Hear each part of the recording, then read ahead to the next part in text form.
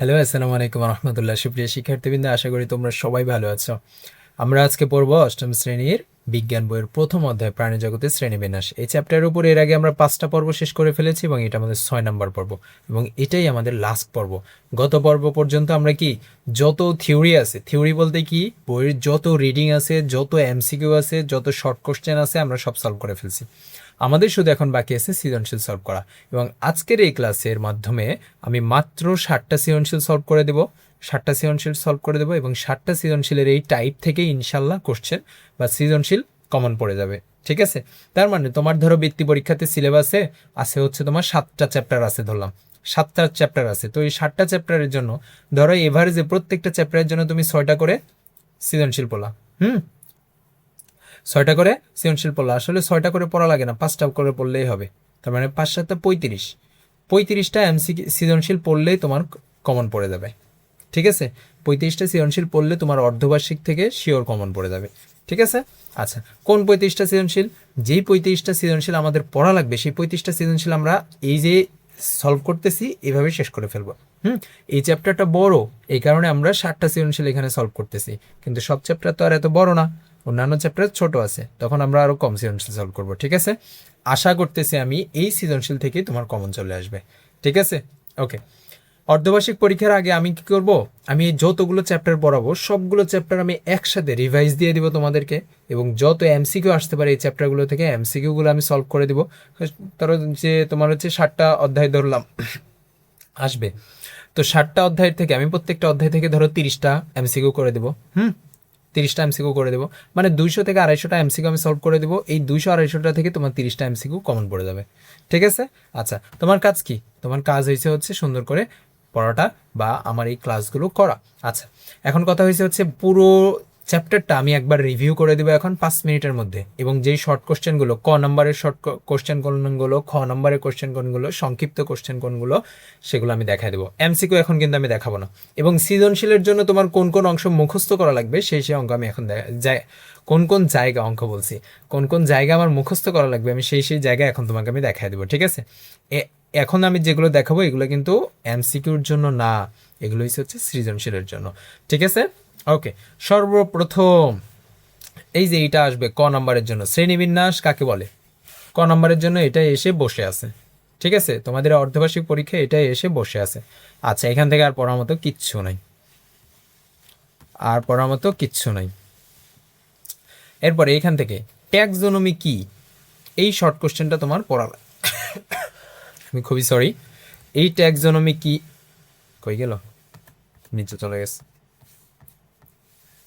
Taxonomy এইটা হচ্ছে তোমার সৃজনশীলের ক নম্বরের জন্য আসবে। ঠিক আছে, বা শ্রেণীবিন্যাস বিদ্যা, একই কথা কিন্তু। আচ্ছা, প্রজাতি কি, এটা তো এমসিকিউর জন্য পড়বাই। আচ্ছা, দ্বিপদ নামকরণ কাকে বলে, দ্বিপদ নামকরণ কাকে বলে এবং সৃজনশীলে আসবে, এইটা মুখস্থ করে ফেলা লাগবে একদম। এইটা হচ্ছে খ নম্বরের জন্য।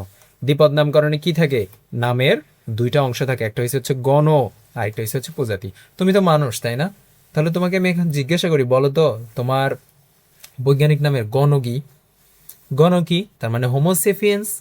হোমোসেফিয়েন্স আমাদের বৈজ্ঞানিক নাম, তার মানে আমাদের গণ হচ্ছে হোমো।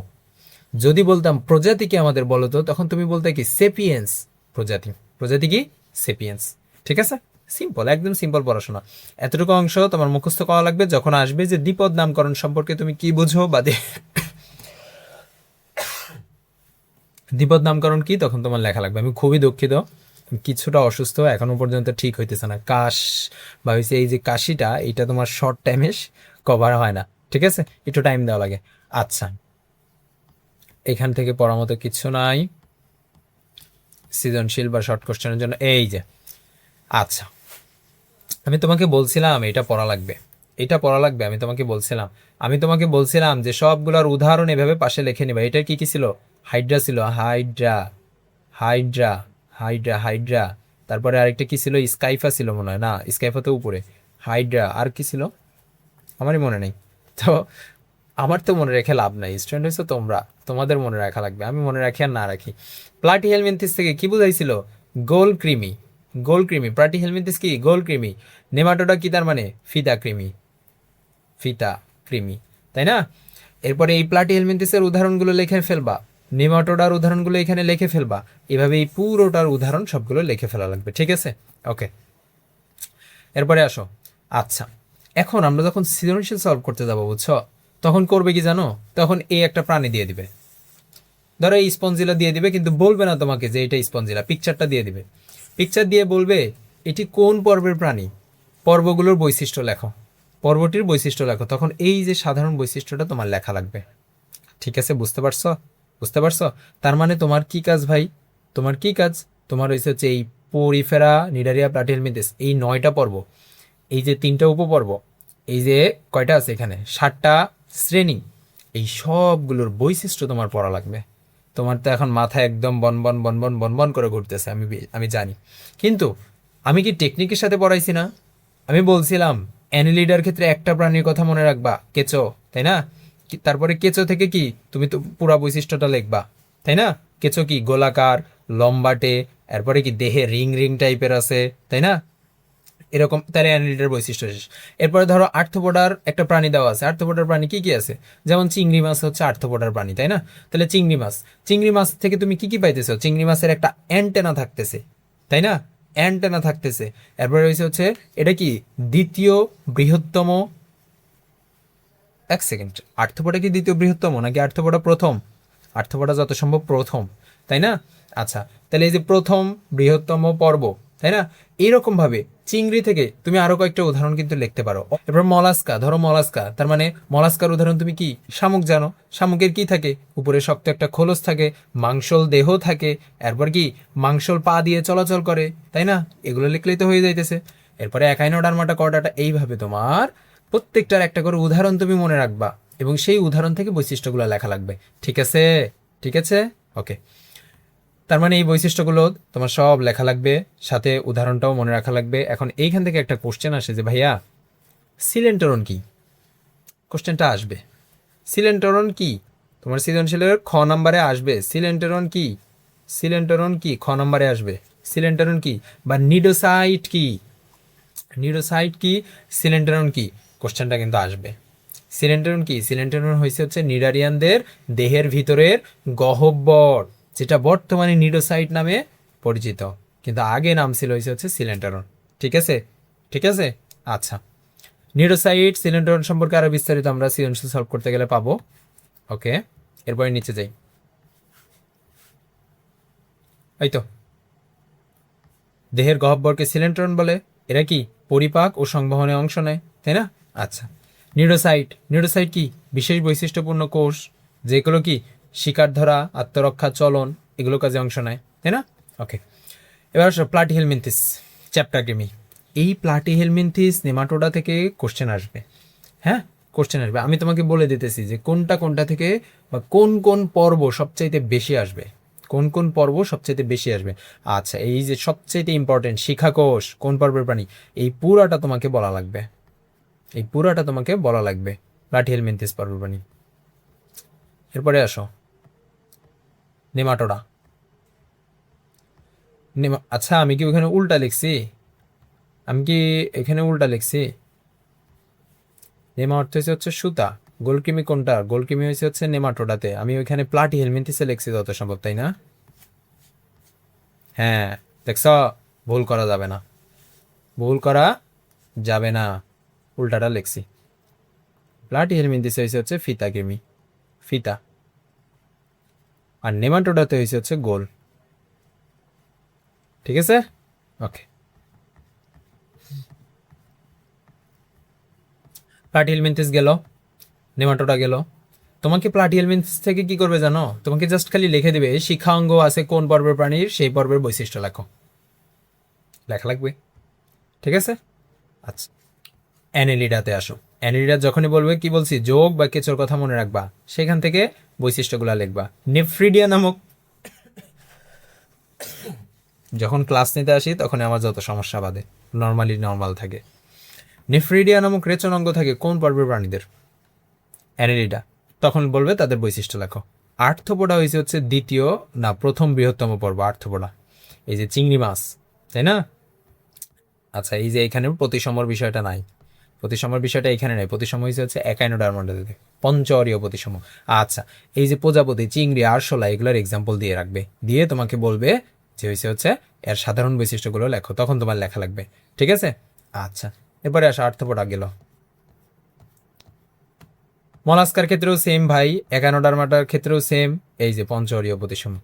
অরীয় প্রতিসম কি, সেই কোশ্চেনটা আসবে, সেই কোশ্চেনটাও আসবে, আমরা আসতেছি। আচ্ছা, এরপরে করডাটা, মানুষ, আমরা সকল প্রাণী, এই যে মেরুদণ্ডী প্রাণীর শ্রেণীবিন্যাস, মেরুদণ্ডী প্রাণীরা কোন পর্বের অন্তর্গত? এই করডাটা পর্বের অন্তর্গত, করডাটা পর্বের অন্তর্গত। ঠিক আছে? আচ্ছা, এরপরে আসো ইউরোকর্ডাটা, সেফালোকর্ডাটা, ভার্টিব্রাটা। তোমার কোশ্চেন আসবে যে সেফালোকর্ডাটা ব্রাঙ্কিওস্টোমাটা না? সেফালোকর্ডাটার উদাহরণ ব্রাঙ্কিওস্টোমাটা, হ্যাঁ ব্রাঙ্কিওস্টোমাটা। এখন তোমার কোশ্চেন আসবে যে ভাইয়া বলো যে কি কারণে ব্রাঙ্কিওস্টোমাটা এই সেফালোকর্ডাটার অন্তর্ভুক্ত, কি কারণে? বৈশিষ্ট্য থেকেই তুমি বুঝতে পারতেছো যে হচ্ছে সারা জীবনই এই ব্রাঙ্কিওস্টোমাটার দেহে নোটোকর্ডের উপস্থিতি থাকে, তাই এটি সেফালোকর্ডাটার অন্তর্গত। ঠিক আছে? কোশ্চেন বুঝতে পারছো? অ্যান্সার বুঝতে পারছো? আশা করি বুঝতে পারছো। এরপরে আসো, এই সবগুলো বৈশিষ্ট্য তোমার একটু পড়া লাগবে, একটু না ভালোই পড়া লাগবে, একটু বলে মিথ্যা আশ্বাস না দেই, ভালোই পড়া লাগবে। প্রথম চ্যাপ্টার তো আরও অনেক বেশি পড়া লাগবে। আচ্ছা, এবার আসো অস্টিকথিস, একই কথা ভাই, এগুলো আমি আর না পড়াই, উভচর এগুলো। এখন আমি বলে দিই যে সবচেয়ে বেশি কোশ্চেন আসবে কোনটা কোনটা থেকে, সবচেয়ে এই বৈশিষ্ট্যগুলোর ক্ষেত্রে সবচেয়ে বেশি আসবে কোনটা কোনটা থেকে? সবচাইতে বেশি আসবে সবচাইতে বেশি আসবে হচ্ছে এই আর্থ্রোপোডা, আর্থ্রোপোডা আসবে হচ্ছে সবচাইতে বেশি। তারপরে আসবে এই প্লাটিহেলমিনথিস আর নেমাটোডা, তারপরে আসবে হচ্ছে মলাস্কা। ঠিক আছে? এই কয়েকটা থেকে সবচাইতে বেশি কোশ্চেন আসবে, বাকিগুলা থেকে আসবে না? হ্যাঁ আসবে, কিন্তু এই চারটা থেকে সবচাইতে বেশি কোশ্চেন আসছে। তাহলে তুমি যখন সৃজনশীল বা পরীক্ষার আগের রাতের জন্য পড়বা, তখন কি করবা? এই চারটাকে বেশি গুরুত্ব দিয়ে পড়বা। ঠিক আছে? যদিও আমি রিভিশন ক্লাস নিব, সমস্যা নেই। আচ্ছা, শ্রেণীর ভিতর থেকে কোনটা থেকে আসবে সবচেয়ে বেশি? সরীসৃপ থেকে এবং পক্ষীকুল থেকে সবচাইতে বেশি আসবে, আর স্তন্যপায়ী থেকে। ঠিক আছে? ঠিক আছে, সিম্পল না? সিম্পল, এগুলো পড়ে ফেলা লাগবে। আচ্ছা, আমি মুসলাম কেন, থাকুক। ওকে, এবার আসো সৃজনশীলে চলে যাই আমরা। বেশি না, মাত্র 7টা সৃজনশীল সলভ করব, এখান থেকে আশা করি হয়ে যাবে। প্রথম কোশ্চেন, শ্রেণীবিন্যাস কাকে বলে? আমি পড়াবো না। সিলেন্টেরন কি ব্যাখ্যা করো। এই যে নিডারিয়ান প্রাণীদের দেহ গহ্বরকে সিলেন্টেরন বলে। নিডারিয়ান প্রাণী কারা? জেলিফিশ, হাইড্রা, এদের দেহে কি পাওয়া যায়? এই সিলেন্টেরন পাওয়া যায়। এটির মাধ্যমে দেহে পানি চলাচল করে, যা কোষগুলোর জন্য পুষ্টি ও অক্সিজেন সরবরাহ করে। এটি একাধারে পরিপাক ও সংবহনে অংশ নেয়, তাই না? ওকে, এরপরে 12 নম্বর কোশ্চেন, পি প্রাণীটি কোন পর্বের অন্তর্ভুক্ত? দেখছো চলে আসছে, ঘাসফড়িং। ঘাসফড়িং কোন পর্বের অন্তর্গত? আর্থ্রোপোডা পর্বের অন্তর্গত। এখন লেখো আর্থ্রোপোডা সম্পর্কে পুরাটা, আমি তো পড়াইছি বৈশিষ্ট্য, তাই না? টেকনিক দিয়ে দিয়ে পড়াইছি, তো এভাবে লেখবা। তারপরে কিউ ও আর প্রাণী দুটি ভিন্ন শ্রেণীতে থাকার কারণ বিশ্লেষণ করো। কিউ হয়েছে পক্ষীকুল, আর ও কি? ও হচ্ছে বাঘ।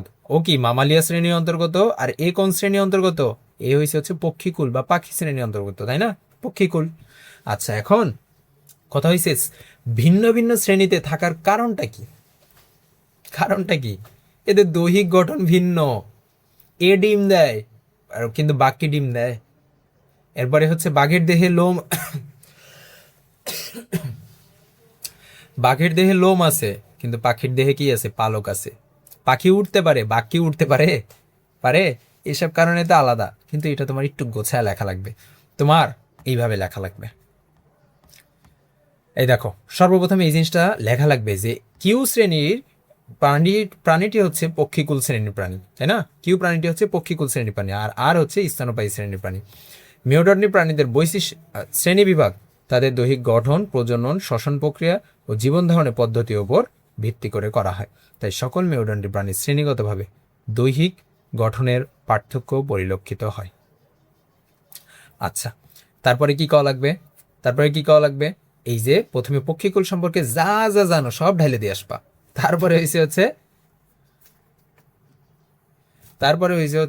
কই গেল, এই যে মামালিয়া সম্পর্কে যা যা জানো সব লিখে দিবা। ঠিক আছে? এই তো শেষ এভাবে। আচ্ছা, পরের সৃজনশীল আসো। পরের সৃজনশীলে দেখো এটা কি দেওয়া আছে? গোলকৃমি দেওয়া আছে। এরপরে কি শামুক দেওয়া আছে, এটা কি দেওয়া আছে, ফিতা কৃমি দেওয়া আছে। অরীয় প্রতিসম কাকে বলে? যে প্রাণীর দেহ কেন্দ্রীয় অক্ষ বরাবর একাধিক ভার সমান দুই ভাগে ভাগ করা হয় যায় তাকে অরীয় প্রতিসম বলে। আমার দেহকে আমি ধরো যে কেন্দ্রীয় অক্ষ, এই যে কেন্দ্রীয় অক্ষ বরাবর যদি কাটি তাহলে সমান দুটা ভাগে ভাগ করা যাবে না? এটাই হচ্ছে অরীয় প্রতিসম। ঠিক আছে, অরীয় প্রতিসম সংজ্ঞা কিন্তু আসবে। তাহলে যে প্রাণীর দেহ কেন্দ্রীয় অক্ষ বরাবর একাধিকবার সমান দুই অংশে ভাগ করা যায় তাকে অরীয় প্রতিসম বলে। ঠিক আছে, ওকে। শিখা অঙ্গ কি ভাই? শিখা অঙ্গ কি? রেচন অঙ্গ না? কাদের? প্লাটিহেলমিনথেসদের। এই জিনিসটাই খালি একটু লিখবা। বা শিখা অঙ্গের আরেকটা নাম কি? Flame cell. এটা লিখলে হয়ে যাবে। শ্রেণীটি কোন পর্বের প্রাণীদের ব্যাখ্যা করো। প্রাণীটি কোন পর্বের প্রাণী? প্রাণীটি কোন পর্বের প্রাণী? গোলকৃমি। গোলকৃমি কি? নেমাটোডা পর্বের প্রাণী। সুন্দর করে বৈশিষ্ট্য কটা লিখে দিবা, শেষ, ফিনিশ। এরপরে এন ও ও উভয় কি? পরজীবী কিন্তু ভিন্ন পর্বের প্রাণী বিশ্লেষণ করা। আচ্ছা, এন কি? শামুক দেওয়া আছে। ও দেওয়া আছে কি? ফিতা কৃমি দেওয়া আছে। তাহলে এন কি? এন হচ্ছে শামুক, মলাস্কা শ্রেণীর অন্তর্ভুক্ত, মলাস্কা পর্বের অন্তর্ভুক্ত। আর পরেরটা কি? ফিতা কৃমি কোন পর্বের অন্তর্ভুক্ত? প্লাটিহেলমিনথেস পর্বের অন্তর্ভুক্ত। তারপরে কি করবা? প্রথমে মলাস্কা পর্বের বৈশিষ্ট্যগুলো লিখবা, তারপরে প্লাটিহেলমিনথেস পর্বের বৈশিষ্ট্যগুলো লিখবা, তারপরে জাস্ট খালি নিচে লিখে দিবা যে এরা উভয় ভিন্ন পর্বের প্রাণী, শেষ। তোমার তার মানে বুঝতে পারতেছ যে তোমার এই চ্যাপ্টারের মূল পড়া কি? মূল পড়া হয়েছে এই সাধারণ বৈশিষ্ট্য মনে রাখা। সাধারণ বৈশিষ্ট্য মনে রাখা। এই যে দেখো, প্রথমে শামুকের বৈশিষ্ট্যগুলো লেখছে, তারপরে ফিতা কৃমির বৈশিষ্ট্যগুলো লেখছে, শেষ। এরপরে আসো কিছু কোশ্চেন। নিডোসাইট কি? পড়ায় ফেলছি, আমি আর পড়াবো না। বৈজ্ঞানিক নামের প্রয়োজনীয়তা কি? এইটা কি আর পড়ানো লাগবে আমার? বৈজ্ঞানিক নাম যদি না দাও, সবার যদি আলাদা আলাদা একটা, সব প্রজাতির যদি আলাদা আলাদা নাম না দাও, সবগুলোকে খুঁজে বাহির করা কষ্ট না? কষ্ট, তাই না?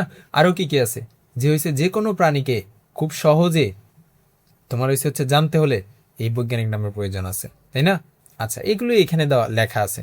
এরপর বিভিন্ন তথ্য আদান প্রদান ও গবেষণার জন্য কিন্তু সহযোগিতা হয়, আলাদা আলাদা নাম। অনেক সময় দেখো না, আমাদের ভিতর দুইটা মানুষের নাম যদি সেম হয়, প্যাচ বেঁধে যায় কিন্তু। ডাকছি একজন আর শুনছে আর একজন। সেম ভাবে বৈজ্ঞানিক নামের ক্ষেত্রেও অনেক প্রজাতি আছে দেখতে একই রকম, কিন্তু বৈজ্ঞানিক নামটা আলাদা আলাদা হওয়ার কারণে জিনিসটা আমাদের জন্য সহজ হইতেছে। আচ্ছা, ব্রাঙ্কিওস্টোমাটা কি ওই যে উদাহরণ ছিল, এটাকে কেন সেফালোকর্ডাটায় স্থান দেওয়া হয়েছে? সেফালোকর্ডাটায় কেন স্থান দেওয়া হয়েছে এটাকে বলো কেন? কারণ সেফালোকর্ডাটার বৈশিষ্ট্য কি ছিল? যে আজীবন কি থাকবে? নটকট থাকবে। ব্রাঙ্কিওস্টোমাটা প্রাণীরও কি আজীবন নটকট থাকে, এই কারণে এটাই সেফালোকর্ডাটায় স্থান দেওয়া হয়েছে, শেষ, সিম্পল। এরপরে আসো, আবারও দেখো সেই আর্থপোডা। এবার দিছে টিকটিকি নাকি কুমির দিছে।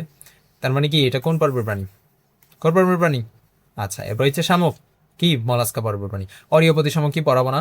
দোয়েল পাখি কেন উঠতে পারে? এটা আমি পড়াইছি, তারপরে আমি আরেকবার বলে দিই। দুইটা কারণ মনে রাখবা পাখিরা কেন উঠতে পারে। এক নম্বর কথা হচ্ছে তাদের ফুসফুসের সাথে বায়ুথলি একসাথে থাকে। আরেকটা হচ্ছে তাদের হাড়গুলো ফাঁপা। আমাদের হাড় কিন্তু ফাঁপা না, কিন্তু তাদের হাড়গুলো ফাঁপা, মানে ওজন কম, এই কারণে তারা উঠতে পারে, শেষ। চিত্র এতে যে প্রাণীটি দেওয়া আছে সে যে পর্বের অন্তর্ভুক্ত তার বৈশিষ্ট্য লেখো। মানে আর্থ্রোপোডার বৈশিষ্ট্য তোমাকে লিখতে বলতেছে, পারবা না? পারবা।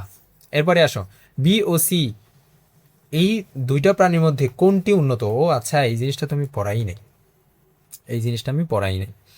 একটু পড়ায় দিয়ে আসি। হ্যাঁ, একটু পড়ায় নিয়ে আসি এই জিনিসটা। ওকে, এই যে Porifera, Cnidaria, Platyhelminthes, Nematoda, Annelida, Arthropoda, Mollusca, Echinodermata, Chordata. তুমি এই উপর থেকে যত নিচের দিকে যাইতে থাকবা, সোজা হবি না? সোজা তো হইল না। তুমি এই উপর থেকে যত নিচের দিকে যাইতে থাকবা তত উন্নত হইতে থাকবে। তার মানে এই যে পরিফেরা আছে, নিডারিয়া আছে, এই দুইটার মধ্যে উন্নত কে বলতো? নিডারিয়া। এই যে অ্যানেলিডা আছে, এই যে একানোডার্মাটা আছে, এই দুইটার মধ্যে উন্নত কে বলতো? একানোডার্মাটা নিচে আছে, একানোডার্মাটা উন্নত। ঠিক আছে, ওকে, এই জিনিসটা মনে রাখা লাগবে। তার মানে এখন বলছে বি ও সি এই প্রাণী দুটির মধ্যে কোনটি উন্নত? বি কোন পর্বের প্রাণী? বি হয়েছে কর্ডাটা পর্বের প্রাণী, আর সি হয়েছে কি? শামুক, মলাস্কা পর্বের প্রাণী। তাহলে মলাস্কা আগে নাকি কর্ডাটা আগে? অবশ্যই মলাস্কা আগে, তার মানে মলাস্কার থেকে করডাটা উন্নত, মলাস্কার থেকে করডাটা উন্নত। এরপরে তুমি কিভাবে লিখবা? এরপরে তুমি জাস্ট খালি পার্থক্য করে করে লিখবা। দেখো, সামুদ্রিক কি চলার জন্য পা আছে? না, কিন্তু টিকটিকির চলার জন্য পা আছে, তাই না? এরপরে কি? এরপরে টিকটিকি শামুকে টিকটিকির চোখ আছে, ঠিক আছে? এটা কি অত্যন্ত তীক্ষ্ণ। আচ্ছা, এগুলো আমরা বই থেকে পড়ি। এই যে এখানে দেখো, শামুকের দেহ নরম, শামুকের দেহ নরম, নরম দেহ শক্ত খলসে আবৃত থাকে। এরা পেশিবহুল পা দিয়ে চলাচল করে, ফুলকার সাহায্যে শ্বাসকর্য চালায়। আর টিকটিকির ক্ষেত্রে এরা সারা জীবন অথবা ভ্রূণ অবস্থায় নটকট থাকে। নটকট হলো একটি নরম নমনীয় দণ্ডাকার নমনীয় দণ্ডাকার দীর্ঘ ও অখণ্ডকায়িত অঙ্গ। আমার নিজেরই কথা বেঁধে যাচ্ছে। আচ্ছা, এরপরে হচ্ছে কি, পৃষ্ঠদেশ বরাবর বরাবর ফাঁপা স্নায়ুরজ্জু থাকে। মানে কি করলো এখানে? আগে মলাস্কার কয়েকটা বৈশিষ্ট্য লিখলো, তারপরে কি কর্ডাটার কয়েকটা বৈশিষ্ট্য লিখলো, তারপরে এখন শেষে যা লিখে দিবে। তাই আমরা বলতে পারি টিকটিকি ও শামুকের মধ্যে টিকটিকি উন্নত। কিন্তু আলটিমেটলি তুমি মনে রাখবা, যেই পর্ব সবচেয়ে নিচে সেই পর্ব বেশি উন্নত, যেই পর্ব সবচেয়ে নিচে সেই পর্ব বেশি উন্নত। ঠিক আছে? ঠিক আছে, ওকে। এরপরে এসো, সিলিন্ডারন কাকে বলে? পড়াইছি, পড়াবো না। সাপকে কেন সরীসৃপ বলা হয়? ওই তো খালি সরীসৃপের বৈশিষ্ট্যগুলো লিখবা, লিখে বলবা এই কারণে সাপকে সরীসৃপ বলা হয়। এরপরে আসো, এক্স প্রাণীটির বৈশিষ্ট্য ব্যাখ্যা করে। এক্স কি? গোলকৃমি, আমি দেখতে পাইতেছি গোলকৃমি। গোলকৃমির বৈশিষ্ট্য, তার মানে গোলকৃমি কোনটা? গোলকৃমি কোন পর্বের প্রাণী? কোন পর্বের প্রাণী? নেমাটোডা পর্বের প্রাণী। নেমাটোডা বৈশিষ্ট্য লিখে দিবা। তারপরে ওয়াই কি? ওয়াই দেখতে পাইতেছি আমি কেঁচো, কারণ রিং কাটা কাটা দেখতে পাইতেছি আমি, রিং আছে। এটা কি? এটা আমি দেখতে পাইতেছি হাইড্রা। হাইড্রা। এখন বলছে ওয়াই ও জেড দুটির মধ্যে কোনটি উন্নত? এখন হাইড্রা কোন পর্বের প্রাণী? নিডারিয়া পর্বের প্রাণী। আর ওয়াই কি? কেঁচো। কেঁচো কোন পর্বের প্রাণী? অ্যানেলিডা পর্বের প্রাণী। নিচে কে? অ্যানেলিডা। তার মানে অ্যানেলিডা উন্নত। তার মানে কি? অ্যানেলিডা উন্নত। ঠিক আছে, ওকে।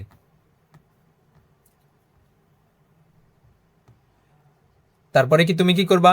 আগে লিখে দিবা যে অ্যানেলিডা উন্নত, কারণ নিচে ব্যাখ্যা করা হলো।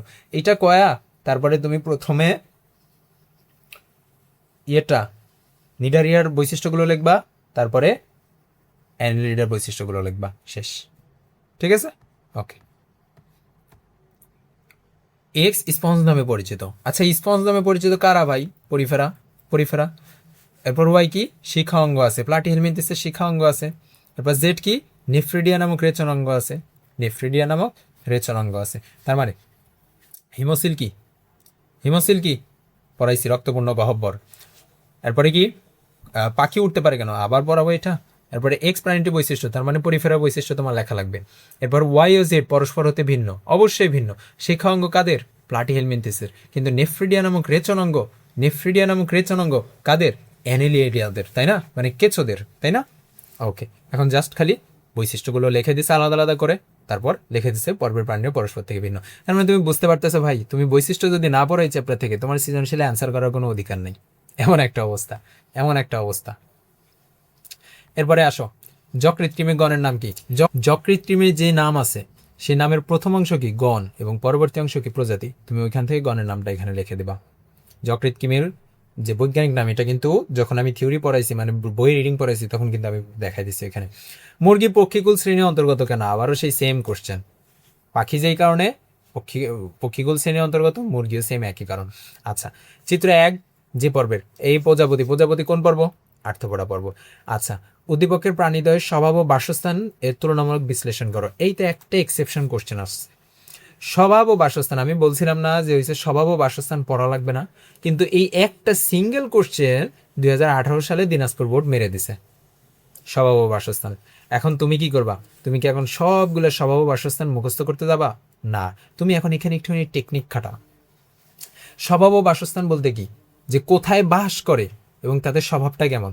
তুমি স্বভাব ও বাসস্থানে তুমি এইটা কি? আর্থপোডা পর্ব, আর এটা কি? মলাস্কা পর্ব। তাহলে তুমি এখান থেকে আর্থপোডা পর্বে কি কি?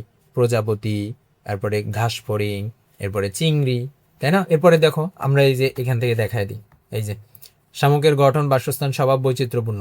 এরা পৃথিবীর সকল পরিবেশে বাস করে। শামুক কি সব জায়গায়, যে জায়গাতে যাবা শামুক তুমি পাবাই পাবা। সে সমুদ্রেও থাকতে পারে, আবার সাগরের বিভিন্ন সমুদ্রেও থাকতে পারে, আবার নর্মাল পানিতেও থাকতে পারে, আবার শুকনা জায়গাতেও থাকতে পারে, তাই না?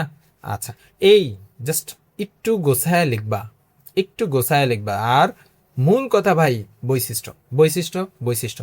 স্বভাব ও বাসস্থান একটা কোশ্চেন আসছে, এই কারণে তুমি এই যতগুলো পর্ব আছে, যতগুলো শ্রেণী আছে, যতগুলো উপপর্ব আছে, সবগুলোর যদি স্বভাব ও বাসস্থান তুমি যদি মুখস্থ করতে যাও, এটা হবে সবচাইতে বড় বোকামি, সবচাইতে বড় বোকামি। ঠিক আছে, ওকে। এরপরে লাস্ট কোশ্চেন, আমাদের লাস্ট কোশ্চেন। নূরজাহান রাতের খাবার খেতে বসে টেবিলে ইলিশ মাছের তরকারি লক্ষ্য করলো। এ সময় বিদ্যুৎ চলে যাওয়ায় তার বড় বোন অর্পা মোমবাতি নিয়ে আসলো। হঠাৎ একটি প্রাণী উড়ে টেবিলের পাশের পর্দায় এসে পড়লো, যে সন্ধিযুক্ত উপাঙ্গ অ্যান্টেনা আছে। আরে ভাইয়া, সন্ধিযুক্ত উপাঙ্গ অ্যান্টেনা আছে, তার মানে এই বাচ্চাধন কি? এই বাচ্চাধন হচ্ছে আর্থ্রোপোডা পর্বের কোনো প্রাণী। শেষ, শেষ। আবার এদিকে দেখো, সেই ইলিশ মাছ খাইতেছে, ইলিশ মাছ খাইতেছে। দ্বিপদ নামকরণ কাকে বলে পড়াবো না। কুমিরকে কেন সরীসৃপ পর্বের প্রাণী বলা হয়? ওই তো সরীসৃপের বৈশিষ্ট্য লিখে দিবা। এরপরে হচ্ছে উদ্দীপকে পর্দায় এসে পড়া কোন পর্বের প্রাণী? আর্থ্রোপোডা পর্বের প্রাণী। লাস্ট একটা কোশ্চেন। নুরজাত নুজহাত ও টেবিলের তরকারিতে রাখা মাছ একই পর্বভুক্ত হলেও একই শ্রেণীভুক্ত নয় কেন? এই কোশ্চেনটা খুবই গুরুত্বপূর্ণ একটা কোশ্চেন, এবং এবার তোমার পরীক্ষায় দিয়েও দিতে পারে। তার মানে মাছ আর মানুষ এরা কি একই পর্বভুক্ত, তাই না? মাছের কি মেরুদণ্ড আছে? তোমার তো মেরুদণ্ড আছে। মাছের কি মেরুদণ্ড আছে? অবশ্যই আছে। মাছের কাঁটাই তো মাছের মেরুদণ্ড। তার মানে আমরা জানতাম কি, মেরুদণ্ডের যত প্রাণীর মেরুদণ্ড আছে সবাই কোন পর্বের অন্তর্ভুক্ত? কর্ডাটা পর্বের অন্তর্ভুক্ত। আমি আবার বলি, যত প্রাণীর মেরুদণ্ড আছে সবাই কোন পর্বের অন্তর্ভুক্ত? কর্ডাটা পর্বের অন্তর্ভুক্ত, তাই না? তার মানে তোমার হচ্ছে যে একই পর্বের হওয়ার কারণ কি? মানুষ আবার মাছ একই পর্বে হওয়ার কারণ কি? কারণ উভয় মেরুদণ্ডী প্রাণী। এখন কথা হচ্ছে ভিন্ন ভিন্ন শ্রেণীতে যাওয়ার কারণ কি? যে একই শ্রেণীভুক্ত নয়, এখানে বলে দিচ্ছে একই শ্রেণীভুক্ত নয়। মানুষ কোন পর্বের প্রাণী? মানুষ কোন শ্রেণীর? মামালিয়া শ্রেণীর, কিন্তু মাছ কিন্তু মামালিয়া শ্রেণীর না। তাহলে কারণ কি? তুমি জাস্ট দৈহিক গঠনের কথা লিখে দেবা। মানুষের কি আছে? শরীরে লোম আছে, কিন্তু মাছের কি লোম আছে? মাছের আছে আইস। তারপরে মানুষ তোমার হচ্ছে ডাঙ্গায় বসবাস করে, কিন্তু মাছ কোথায় বসবাস করে? পানিতে বসবাস করে, তাই না? এই তো দৈহিক গঠনের যে পার্থক্য, এই কারণেই দুই শ্রেণীতে চলে গেছে। মাছ ডিম পারে, মানুষ কি ডিম পারে? বলো, মানুষ কি ডিম পারে? পারে না। তো এর মাধ্যমে আমাদের এই চ্যাপ্টার ফিনিশ। দেখো দেখো শেষ, এই চ্যাপ্টার এর মাধ্যমে আমাদের ফিনিশ। তো নেক্সট ক্লাসে আমরা চ্যাপ্টার 2 শুরু করব, এবং চ্যাপ্টার 2 এর ক্লাস আমাদের কোর্সে যাবে। এইটা আর কোনো ক্লাস আমাদের ফ্রিতে আসবে না। এই কয়েকটা চ্যাপ্টারই যে ফ্রিতে, আর কোনো ক্লাস আমাদের ফ্রিতে যাবে না। ঠিক আছে? তোমরা যদি এইভাবে যদি সৃজনশীল, এমসিকিউ, শর্ট কোশ্চেন সব যদি সলভ করে ফেলতে চাও মাত্র 699 টাকায়, তুমি একবার আমাকে 699 টাকা দিলে তুমি এই বিজ্ঞানের যতগুলো অধ্যায়, বিশ্ব পরিচয়ের যতগুলো অধ্যায়, আইসিটির যতগুলো অধ্যায়, সবগুলো অধ্যায় তুমি ক্লাস পেয়ে যাবো। মাত্র কয় টাকায়? 699 টাকায়। তুমি চাইলে এখনই ভর্তি হয়ে যাইতে পারো, যে কোনো সময় 2026 সালের যে কোনো সময় তুমি চাইলে ভর্তি হতে পারবা। ঠিক আছে? এবং আমাদের এগুলো কিন্তু এই বৃত্তি পরীক্ষা টার্গেট করে, এই বিজ্ঞান, বিশ্ব পরিচয়, বিজ্ঞান আর বিশ্ব পরিচয়, এগুলো হচ্ছে বৃত্তি পরীক্ষাকে টার্গেট করে পড়ানো।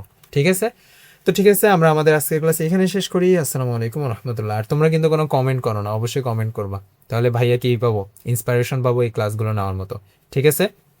ওকে।